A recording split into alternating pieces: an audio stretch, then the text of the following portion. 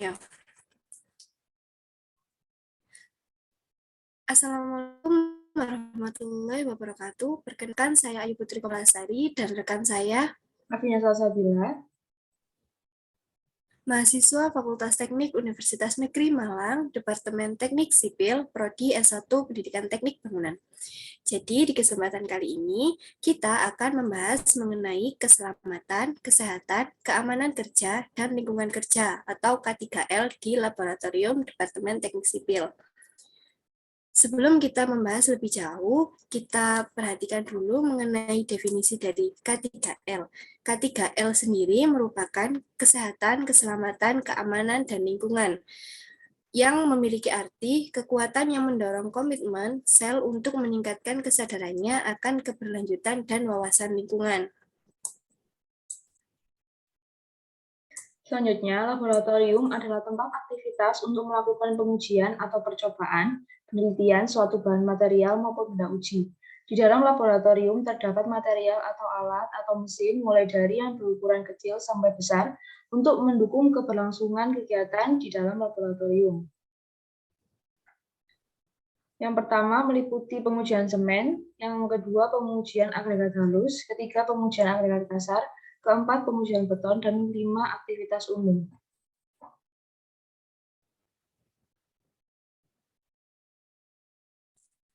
Selanjutnya di sini ada tabel indikasi bahaya, resiko, tindak lanjut, dan rekomendasi K3L di laboratorium. Yang pertama, di sini ada tabel mengenai pengujian semen, di mana jenis kegiatannya yang pertama adalah pengambilan material semen yang memiliki bahaya material semen dan butiran material semen mengenai mata. Maka tindak lanjut yang harus dilakukan adalah mewaspadai akan material semen yang terkena angin dan rekomendasinya diusahakan untuk memakai pelindung mata dan memastikan material berada di wadah yang tertutup.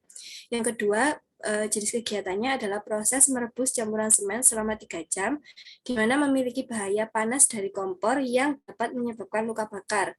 Selanjutnya, untuk tindak lanjutnya bisa dilakukan pemastian posisi aman dari api dan air rebusan. Untuk rekomendasinya, memastikan proses perebusan di tempat yang aman. Dan untuk jenis kegiatan yang ketiga, di mana penggunaan tabung likatelier ini mudah pecah sehingga memiliki resiko kita diminta untuk mengganti peralatan laboratorium dan bila terkena anggota badan bisa menimbulkan luka. Untuk tindak lanjutnya sendiri, kita harus berhati-hati saat menggunakan tabungnya. Dan rekomendasinya, letakkan tabung di area yang aman dan pastikan tangan tidak licin saat menggunakan tabung agar tidak terjatuh. Untuk jenis kegiatan yang keempat adalah penggunaan kerosin, di mana bahayanya adalah kita bisa menghirup kerosin yang menyebabkan gangguan pernafasan. Untuk tindak lanjutnya bisa melakukan penjagaan jarak saat menuangkan larutan, mengenakan masker, dan mengambil sampel di ruangan yang sirkulasi udaranya baik. Untuk rekomendasinya, jauhkan dari objek yang mudah terbakar dan pasang stiker tanda bahaya di wadah yang menampung kerosin ini. Ini untuk dokumentasinya. Di sini ada dokumentasi untuk yang pertama itu luka bakar akibat bahaya panas kompor saat perebusan semen keras, dan yang kedua adalah luka sayatan akibat tabung likatelier yang pecah.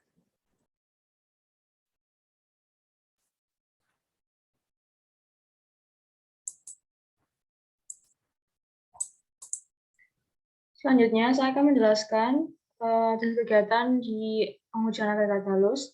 Yang pertama, pengambilan material agregat halus, di mana memiliki bahaya yang pertama, material berjatuhan di jalan, dan kedua, agregat tertiup angin. Resikonya mengotori jalan dan mengganggu kenyamanan, lalu mengenai mata. Tindak lanjut, yaitu hati-hati saat membawa masuk material ke dalam tempat uji dan mengangkut material sesuai kapasitas. Rekomendasi, material pasti didatangkan dalam kemasan karung dan memastikan material dalam tempat tertutup. Yang kedua, kegiatannya yaitu proses pengayakan agregat halus menggunakan mesin pengayak. Bahaya yang disebabkan yaitu ayakan jatuh saat mesin bekerja dan beresiko mengenai bagian tubuh. Tindak lanjutnya yaitu memberi jarak antara tubuh dengan mesin saat beroperasi. Rekomendasinya memastikan posisi ayakan sesuai dengan aturan. Selanjutnya, melarutkan larutan NaOH yang bila terkena tangan terasa panas. Resikonya menghancurkan jaringan tubuh lunak yang mengakibatkan luka bakar yang dalam dan menembus. Tindak lanjutnya yaitu berhati-hati saat melarutkan NaOH. Rekomendasinya mengenakan sarung tangan. Yang keempat, pengambilan agregat halus dari oven. Bahayanya terkena panas dari oven yang beresiko menimbulkan ruam merah di kulit. Tindak lanjutnya yaitu mengangkat nampan berhati-hati. Rekomendasinya menggunakan sarung tangan kain. Selanjutnya untuk pengujian agregat kasar, di sini disebutkan jenis kegiatannya yang pertama adalah pengangkutan agregat kasar dari bak ukur ke dalam laboratorium, di mana bahayanya adalah beban angkut melebihi kapasitas angkut manusia atau kemampuan dari manusianya sendiri. Yang kedua adalah kerikil yang berbutir tajam. Resikonya bisa menyebabkan tergilir dan nyeri punggung, serta bisa menyebabkan luka pada bagian tubuh yang terkena kerikil berbutir tajam tadi. Untuk tindak lanjutnya yang perlu dilakukan bisa menggunakan bak sorong saat mengangkut dan mengenakan sarung tangan serta sepatu boots. Untuk rekomendasinya sendiri, yaitu melakukan pemanasan sebelum bekerja berat dan memasang rambu awas ada material atau tanda peringatan. Yang kedua, jenis kegiatannya adalah pengambilan agregat kasar dari oven, di mana memiliki bahaya panas dari ovennya sendiri yang bisa membahayakan kulit kita. Dan untuk resikonya bisa menimbulkan ruang merah di kulit. Untuk tindak lanjut yang perlu dilakukan adalah mengangkat nampan dengan berhati-hati, dan rekomendasinya bisa menggunakan sarung tangan kain.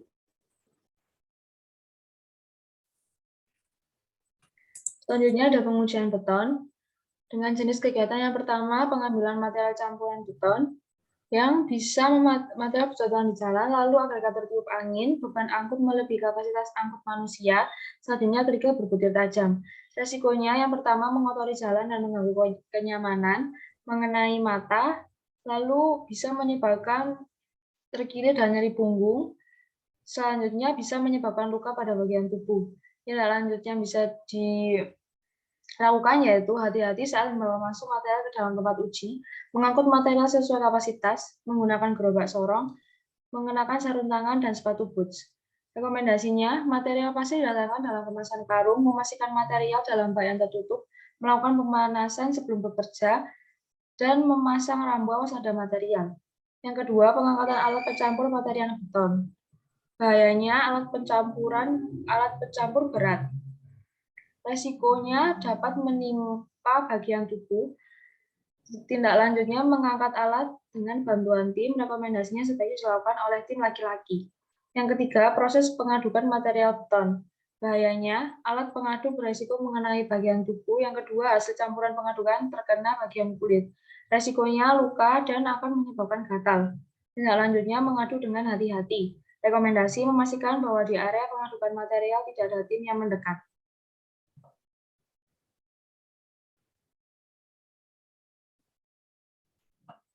Yang keempat, pemadatan pasta campuran beton. Ada alat pemadat menimpa kaki, resikonya sakit, lalu tindak lanjutnya melakukan pemadatan sesuai prosedur. Pemadatan dilakukan oleh orang yang sama. Yang kelima, kegiatannya mesin pencampur material beton, yaitu dengan bahaya pemindahan alat dan perputaran mesin yang beresiko roda mesin pencampur tidak berputar sehingga mesin terguling dan tangan terjepit pada drum. Tindak lanjutnya memeriksa roda serta posisi mesin dan briefing prosedur pencampuran. Lalu rekomendasinya memberi pelumas pada roda saat memindahkan mesin dan menyediakan panduan penyediaan alat.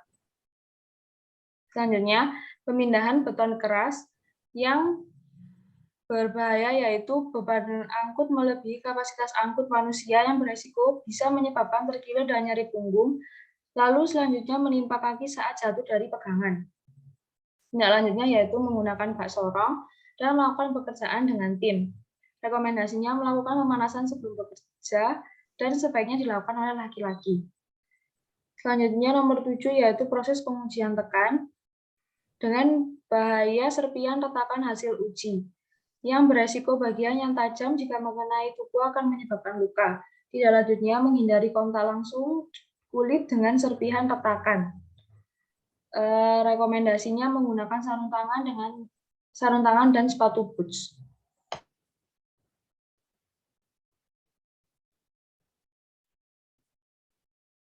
Berikut adalah dokumentasi dari kerikil berbutir tajam yang beresiko melukai kaki dan alat pengaduk yang beresiko tangannya bisa terkilir juga.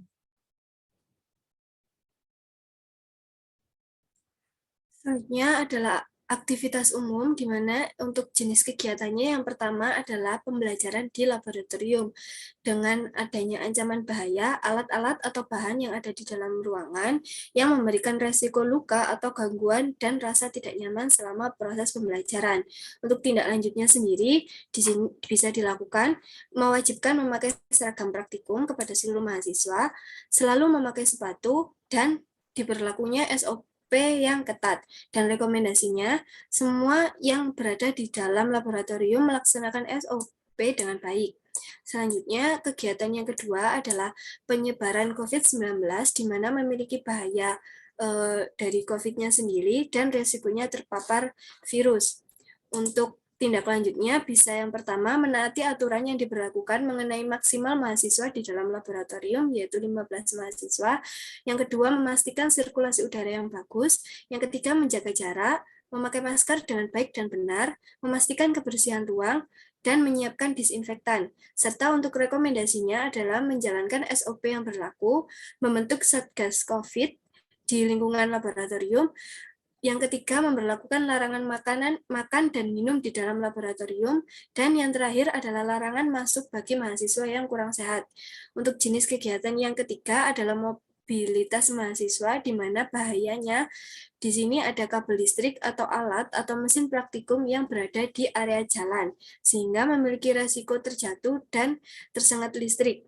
Untuk tindak lanjutnya sendiri, yang pertama, menyiapkan stop kontak lebih dekat dengan area pengoperasian mesin atau sesuai kebutuhan, dan menata kabel agar tidak berada di jalan. Untuk rekomendasinya, berhati-hati selama berada di laboratorium dan saat mengaktifkan mesin yang berhubungan dengan listrik. Untuk dokumentasinya sendiri, seperti yang tertera yang pertama, di sini adalah upaya dalam menangani penyebaran virus di laboratorium dengan melaksanakan prokes yang diwajibkan. Dan yang kedua adalah perletakan alat dan bahan serta posisi kabel yang tidak menghalangi jalan sehingga menghindari adanya potensi bahaya seperti jatuh atau terbentur dengan mesin.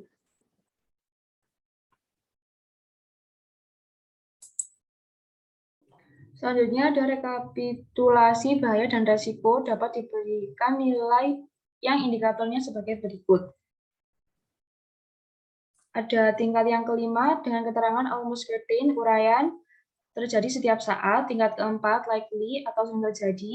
Tingkat ketiga possible atau terjadi sesekali. Yang kedua unlikely, jarang terjadi. Dan tingkat yang pertama yaitu real, sangat jarang terjadi. Lalu ini adalah tabel nilai tingkat dampak. Tingkat yang pertama dengan keterangan insignificant dengan uraian tidak terjadi cedera, kerugian material minimum. Tingkat kedua yaitu dengan keterangan minor, uraiannya cedera ringan, kerugian material sedang.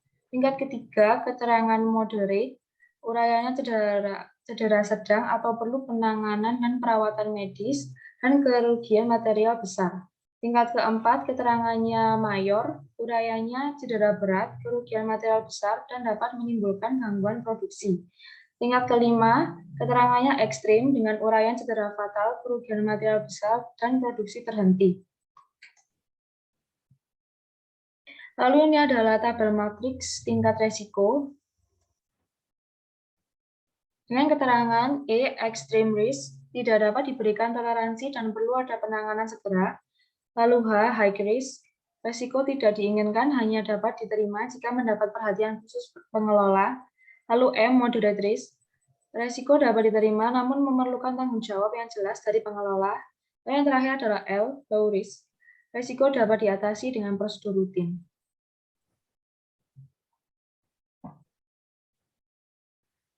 Selanjutnya di sini ada klasifikasi pengendalian resiko, di mana dibagi menjadi 5. Yang pertama adalah eliminasi, yaitu dilakukan dengan menghilangkan secara permanen sumber bahaya sehingga resiko tidak terjadi.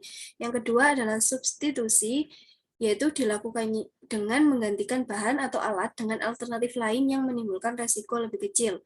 Untuk yang ketiga adalah rekayasa teknik, yaitu dilakukan dengan mengubah struktur suatu objek untuk mencegah terpapar potensi bahaya. Yang keempat, pengendalian administrasi dilakukan dengan menyusun suatu sistem kerja atau prosedur untuk mengurangi kemungkinan terpapar bahaya. Dan yang kelima adalah alat pelindung diri atau APD yang dilakukan dengan memberikan proteksi pada seseorang untuk menghindari paparan potensi bahaya yang timbul. Selanjutnya, di sini akan membahas mengenai tabel analisis bahaya dan resiko serta klasifikasi pengendalian resikonya. Yang pertama adalah pengujian semen. Untuk pengujian semennya, bahaya dan resiko seperti yang sudah disebutkan di tabel sebelumnya.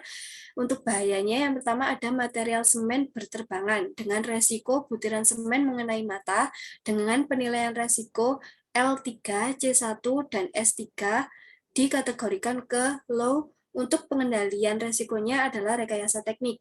Dan untuk resiko mengganggu pernafasan adalah untuk L diberi nilai 3, C1 dan S1 dikategorikan ke low dengan pengendalian resikonya dengan menggunakan APD. Yang kedua adalah panas dari kompor dan air rebusan yang beresiko memberikan luka bakar dengan penilaian resikonya L3, C2, dan S6.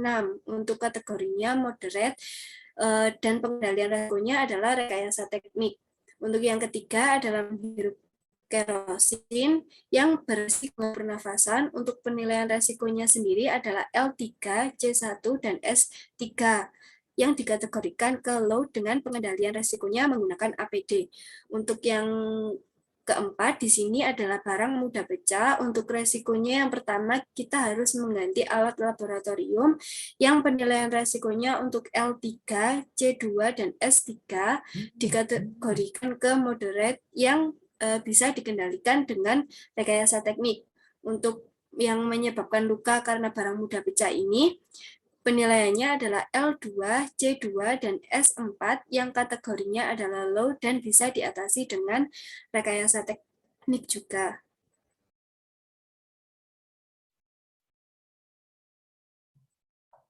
Selanjutnya yaitu pengujian agregat halus. Yang pertama, bahayanya material berjatuhan dengan resiko mengotori dan mengganggu kenyamanan. Dapat dikategorikan sebagai low dan pengendalian resiko rekayasa teknik. Yang kedua, material tertiup angin dengan resiko mengenai mata dan mengganggu pernafasan dapat dikategorikan sebagai low dan pengendalian resiko teknik rekayasa. Yang ketiga yaitu dengan bahaya yang akan terjatuh dari mesin saat mesin masih bekerja dengan resiko mengenai bagian tubuh dan pasir terlempar. Yang mengenai bagian tubuh dikategorikan sebagai low dan pengendalian resikonya berupa pengendalian administrasi. Untuk pasir terlempar dapat dikategorikan sebagai moderate dan pengendalian resikonya berupa APD. Selanjutnya, melarutkan NaOH dengan resiko luka bakar dapat dikategorikan sebagai moderate dengan pengendalian resiko rekayasa teknik. Selanjutnya, terkena panas dari oven dengan resiko ruam merah atau panas pada kulit dapat dikategorikan sebagai moderate dengan pengendalian resiko APD. Yang keenam, gelas ukur mudah pecah dengan resiko mengganti alat lab dan luka dapat dikategorikan sebagai moderate dan pengendalian resiko pengendalian administrasi. Selanjutnya adalah pengujian agregat kasar dengan bahaya beban angkut melebihi kapasitas manusia dan resikonya terkilir dan nyeri punggung dapat dikategorikan sebagai moderate dan pengendalian resiko rekayasa teknik. Yang kedua, kerikil berbutir tajam dengan resiko menyebabkan luka gores lalu dikategorikan sebagai low dan pengendalian resiko APD. Yang ketiga, bahaya panas oven dengan resiko menimbulkan ruam merah pada kulit dapat dikategorikan sebagai moderate dan pengendalian resiko APD. Selanjutnya adalah mengenai pengujian beton, di mana bahaya Yang pertama adalah material berjatuhan dengan resiko mengotori dan mengganggu kenyamanan. Untuk penilaian resikonya dikategorikan ke low dan untuk pengendalian resikonya adalah rekayasa teknik. Untuk yang kedua, material semen dan agregat halus berterbangan. Resikonya yang pertama adalah butiran semen mengenai mata dengan kategori low dan pengendalian resikonya adalah rekayasa teknik. Untuk resiko yang kedua adalah mengganggu pernafasan dengan kategori low dan pengendalian resikonya bisa diatasi dengan penggunaan APD. Untuk yang ketiga adalah beban angkut melebihi kapasitas manusia, di mana resikonya adalah terkilir dan nyeri punggung. Untuk penilaian resikonya adalah moderate, dan pengendalian resikonya adalah rekayasa teknik. Yang keempat adalah kerikil butir tajam yang memiliki resiko menyebabkan luka gores dengan penilaian resikonya adalah kategori low. Untuk pengendalian resikonya bisa diatasi dengan pemakaian APD. Yang kelima adalah alat berat beresiko menimpa bagian tubuh yang berakibat luka atau memar dikategorikan di high dengan diatasi dengan penggunaan APD. Yang keenam, hasil adukan beton mengenai kulit yang menyebabkan gatal atau panas dikategorikan dengan low dan bisa diatasi dengan penggunaan APD. Yang ketujuh, alat pemadat menimpa kaki atau terguling ke bagian tubuh yang mengakibatkan sakit dikategorikan ke moderate, bisa diatasi dengan rekayasa teknik. Yang kedelapan adalah pemindahan pengaduk atau mesin yang rodanya tidak berputar, yang dapat berakibat terguling dan dapat menimpa manusia. Dikategorikan high dan bisa diatasi dengan rekayasa teknik. Untuk yang kesembilan adalah putaran mesin, di mana beresiko tangan terjepit di dalam drum, tergolong ke high dan pengendaliannya bisa dilakukan dengan pengendalian administrasi. Untuk yang ke-10 adalah beban beton melebihi kapasitas, di mana bisa berakibat menimpa kaki saat jatuh, bisa digolongkan ke moderate, dan bisa diatasi dengan rekayasa teknik. Untuk yang ke-11 adalah bagian tajam serpian beton yang bisa menyebabkan luka, digolongkan ke moderate, dan bisa diatasi dengan rekayasa teknik. Selanjutnya yaitu aktivitas umum dengan yang pertama bahaya alat dan bahan di dalam ruangan dengan resiko luka dan rasa tidak nyaman dikategorikan sebagai moderate untuk luka dan low untuk rasa tidak nyaman dengan pengendalian resiko rekayasa teknik. Yang kedua, bahaya penyebaran virus, resiko terpapar COVID-19 dan tubuh tidak sehat. Untuk kategori terpapar COVID-19 yaitu high dan tubuh tidak sehat yaitu low dengan pengendalian resiko pengendalian administrasi. Yang ketiga, kabel listrik dan mesin yang menghalangi dengan resiko terjatuh, lalu dikategorikan sebagai moderate dan tersengat listrik dan dikategorikan sebagai low. Lalu pengendalian resiko yaitu rekayasa teknik. Kesimpulan, berdasarkan tabel yang sudah dibahas dapat disimpulkan bahwa kegiatan di laboratorium tidak terdapat resiko yang ekstrim, namun terdapat beberapa resiko sedang yang perlu diperhatikan lagi. Bahaya dan resiko paling sering terjadi adalah yang berkaitan dengan kegiatan menggunakan mesin, alat dengan ukuran besar dan berat, serta penggunaan listrik. Sedangkan untuk bahaya dan resiko paling besar dampaknya selama kegiatan di laboratorium adalah penyebaran virus yang dikhawatirkan membentuk klaster baru.